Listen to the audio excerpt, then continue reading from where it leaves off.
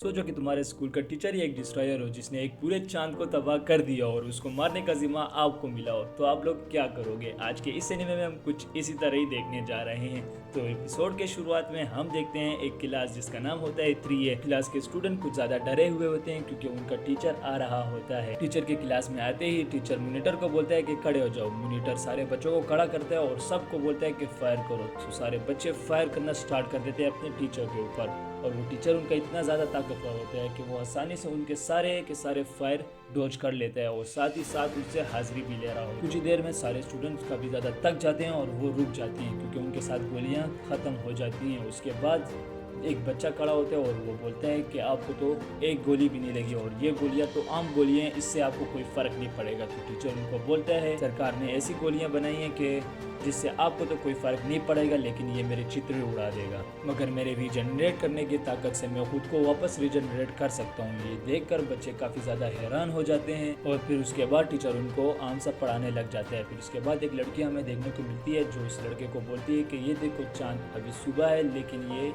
अभी भी दिख रहा है और ये आधा है। तो लड़का उसको बोलता है आज से कुछ साल पहले एक ऐसा धमाका हुआ था कि जिसकी वजह से ये पूरा चांद तबाह हो गया था।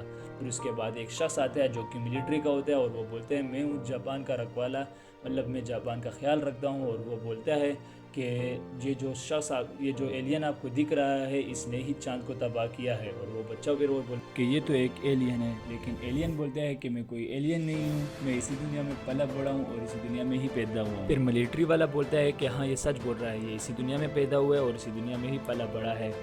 फिर उसके बाद मिलिट्री वाला इन बच्चों को सब समझाता है कि ये एक डिस्ट्रॉयर है जिसने हाल ही में पूरे के पूरे चांद को तबाह किया और अब ये दुनिया को तबाह करने जा रहा है। इस साल से 23 साल के ख़त्म होने से पहले पहले आपको इसको मारना होगा।